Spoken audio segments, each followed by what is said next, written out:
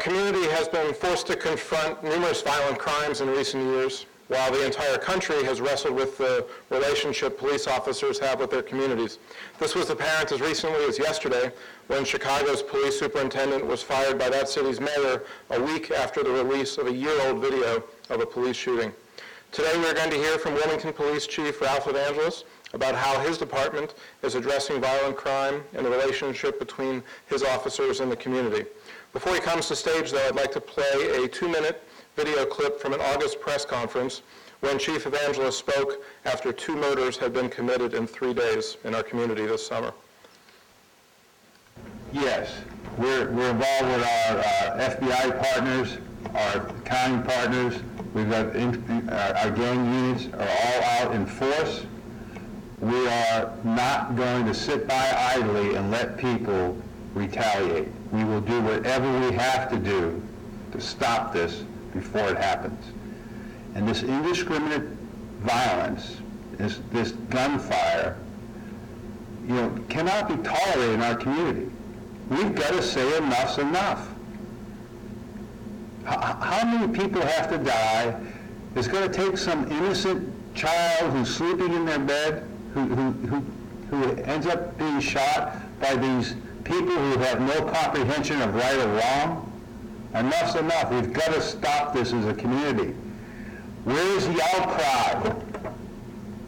Where is the outcry in our community? I ask you that. God forbid there be an officer involved in this situation. We'd have protests. Where are the protests? When's enough enough? How many people are going to die and have to be buried before people say, we're not going to tolerate this any longer? The silence is deafening.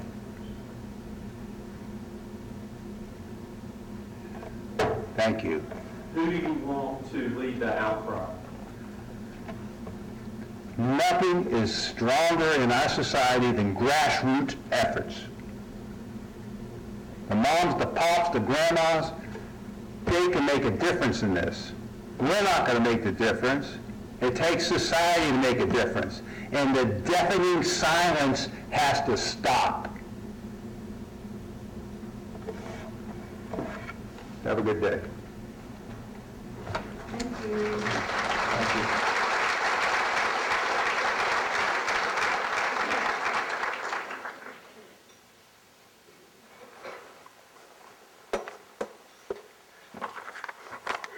Good morning.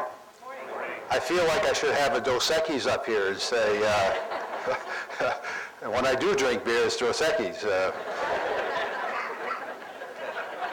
I've been called a lot of things in life. Intriguing's not one of them. Usually it's 4-letter words.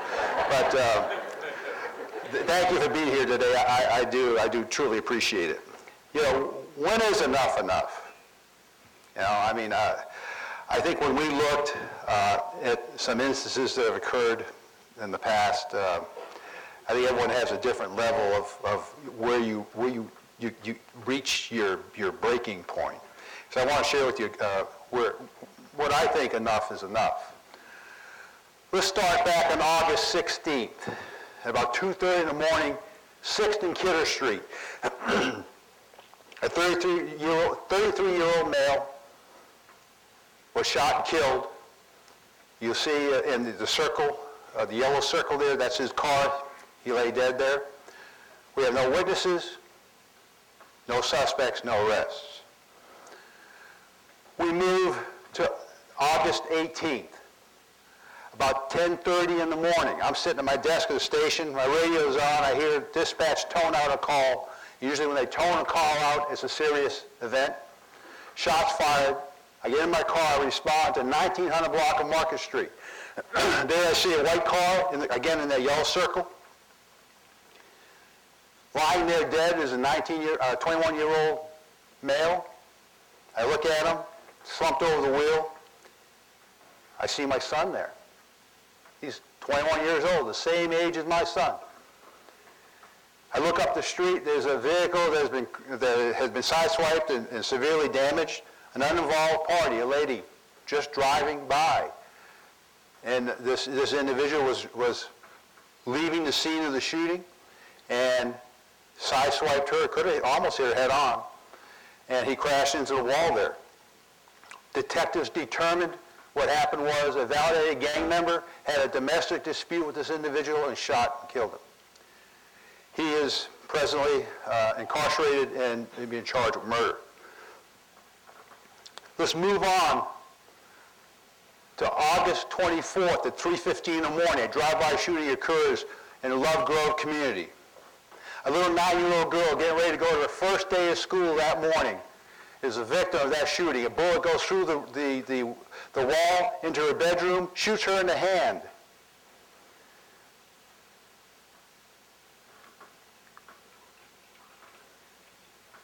There was a baby in that house, and had that baby been in the crib, we very well may have had another murder, because one of the bullets actually went through the crib.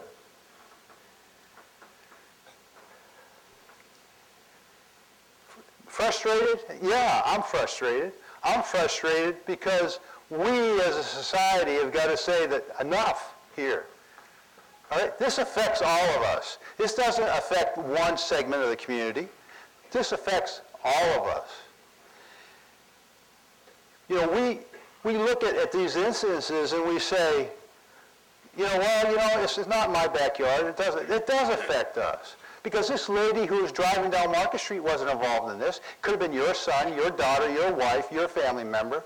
And we need to be cognizant of what's going on out there. We need to care. As a society, we need to care. There's a lot of long-term issues that we can address long-term. But we've been dealing with this for decades. I've been in policing for decades, whether it's the West Coast, the Northeast, or in Texas. It's the same dynamics that we've been dealing decade over decade. Okay? And we can continue to talk about that, but our job is to protect the public, to keep you safe. And in order for us to do that, we got to have trust. I'm going to show you one other thing that says enough's enough. Okay? Now, I want to caution you that this is explicit language, and this is just a snippet of a gangster rap video that was filmed here in Wilmington. All right?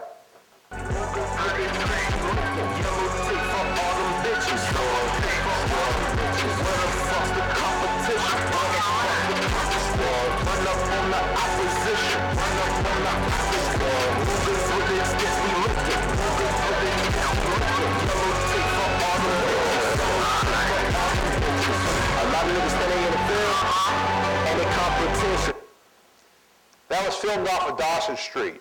The individuals that are gang members, the weapons there are stolen from your houses and your cars. Secure your weapons. The majority of the weapons that we see in the street are stolen from your houses and your cars. You have a responsibility to secure weapons, because that's where they're coming from. Two of these individuals are in prison right now. The one with the white tank top is in there for attempted murder. These are assault weapons. These are high-quality, expensive weapons. And they're stolen. So what do the numbers say? Just quickly, we've had about, this in 2014, we validated about 214 gang members here in the city. All right? Between 2000 and 2014, we had about 78 murders committed with a gun, and most of that time, those guns are stolen guns. Between 2013 and September of 15, we had about 461 victims of aggravated assault. Those are serious assaults, mostly with guns and or knives. And out of that number, and this is a telling number here, out of that number, 25% of them either had been assaulted seriously before or arrested for assault, or arrested for assault before, which leads to the credence of the saying is, today's victims, tomorrow's suspect. Okay? Retaliatory shootings, retaliatory crimes is what we see most of the time. They're involved with one another back and forth. We've seen these headlines around the country. It's a bleak day for policing in this country. There is an inherent lack of trust in many of our inner city communities around the country, to include here. And that's being driven by by media and social media. News media, social media. And you know what? When we're wrong, we should be held accountable. But dang it, the millions of contacts we have every year, our police, law enforcement personnel, millions and millions of contacts a year, they're positive, they're good outcomes, they're good work. But we're bombarded by the mistakes that we make, and we do make mistakes on occasion, but not all of these have been mistakes. Let me make something perfectly clear. The use of force is never pretty. The legal use of force is never pretty, ever. Okay? And I'd say, yes, hold us accountable when we make a mistake. But we also need to recognize the work that we do in this country and in this community day to day. The positive work that we do, that these men and women out there do, that we just don't get, that recognition. So what are we doing to try to address this? We're asking our officers to get out of their cars, interact with the public, build relationships. We're asking them to involve with our youth in our community. We run basketball programs. We're running baseball programs, wrestling programs, soccer programs. We're doing that. We're partnering with various entities in our community, whether it's NAACP, Links, UNCW, business leaders, community groups, neighborhood groups, to work towards building relationships.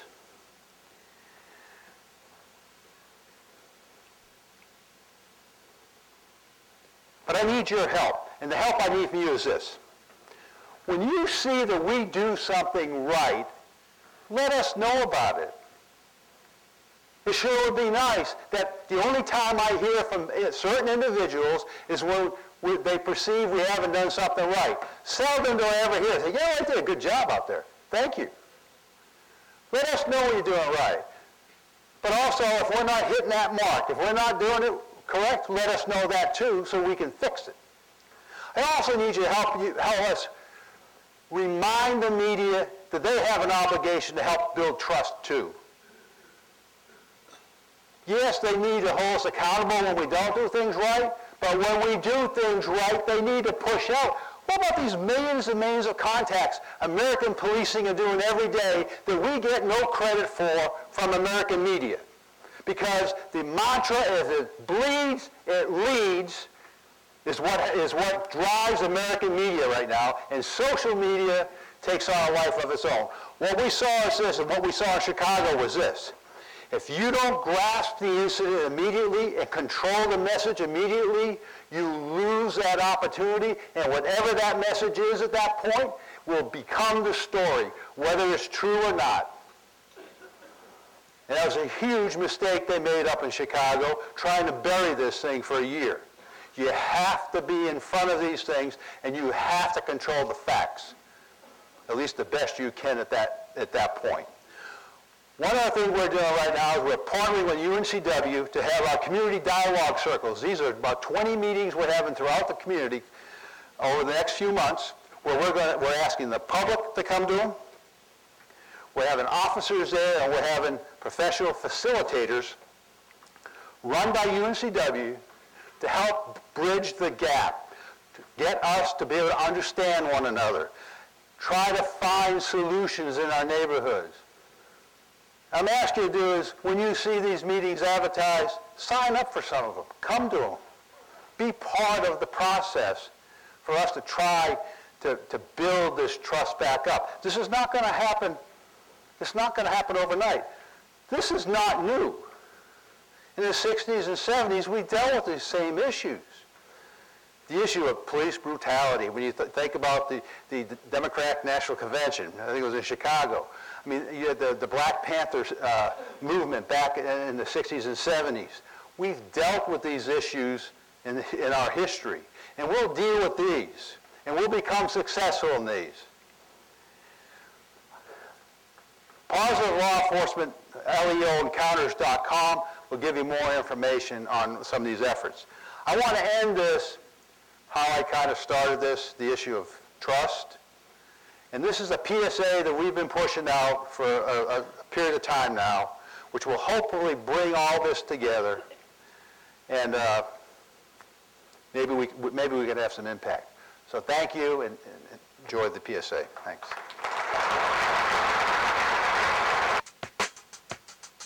So when I think of trust, I think of people who honor their word, who are respectable people, who follow the rules, and you can depend on them. Trust is the common bond created when you have given someone your approved word. Trust comes over time. Trust is earned. And when we all trust one another and can depend on one another, we can get so much done. Trust is saying, I will be vulnerable with you, and I'll let you inside me and see the innermost parts of who I am. If I trust you with all of me.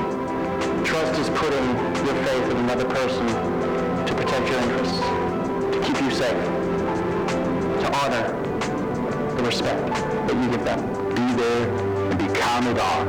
That is trust. And when people know that they can trust you, you'll go a long way in life.